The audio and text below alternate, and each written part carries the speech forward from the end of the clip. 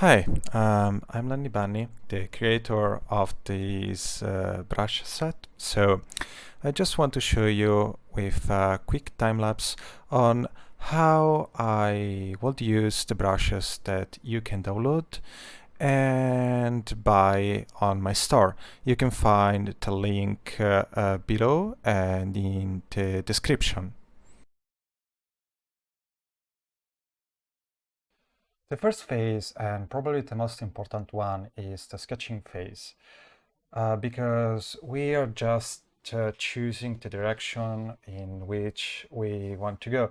It's where we make all the big decision regarding composition. And because of this, I'm using one of the most flexible brushes in the pack. That is the Watercolor Trent Edition LB. As you can see from the details, you can make a very broad stroke and a very thin line without any issue. I'm using this because of the versatility and because you can even make, if you want, some cross etching. This is my go-to for practically all sketching phase because I have full control over everything, but I don't sacrifice that a little bit of a watercolor feeling. And we have finished the sketch. Now I'll just skip ahead to the more defined pencil. I used the same brush as before, the Watercolor Trent Edition LB brush. And with this, we have finished the sketch. And now we go to the inking phase. I will use the Watercolor Dance LB. I really love it because you can have a very soft feeling, and when you reduce the size, you have this very soft line that you can use for the details of your watercolor. As you can see from this little demonstration in which I do a little bit of a shading, a little bit of details using this brush. Well, technically it's not inking phase, but a detail phase, but you know, it's the same. Now, after the inking phase, we go to the coloring phase.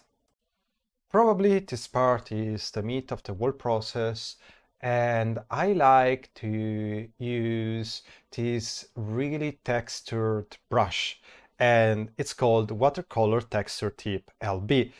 As you can see, it's a brush that gives you this really nice looking texture when it's really big, and this really defined edge when smaller. So when you go a little bit like this, right, left, you have this very cool texture that you can use for your base colors. As you can see here, I'm just practically increasing the brush size, selecting, and just color away anything. So just color however you want and don't worry about it. You can go big if you want to keep the texture, or just go small if you want to create some details with this brush. Now, this is an extra step, but I wanted to create some highlight using one of the eraser. In this case, the Watercolor Eraser Paper LB. Now, practically speaking, it's an eraser that if like most of the other brushes, if you go big, you have a very soft feeling, but if you reduce the size, you have this very precise edge that will give you full control of your highlight. As you can see now, I just using a small size to just create some highlight, and that's practically what I used for the eraser. The next part is the shading part. And for that, because it's a very important part, I use the Watercolor Glazing LB. This brush is a brush that lets you create these big shapes of color, and you can blend them by just releasing the pressure.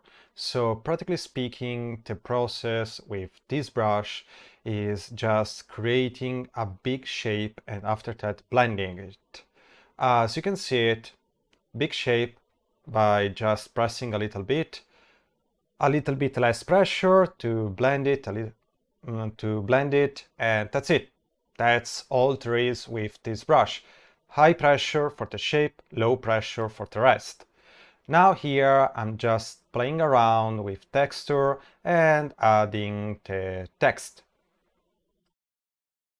By the way, just remember that if you make something cool that you want to share with this brush set, you can do like Xcali or that you can see the acrylic brush set, and you can send it over to me and I will put the image, the illustration, your work, just right after the cover, and I will put a link to your social network of choice, Instagram, whatever you want, okay?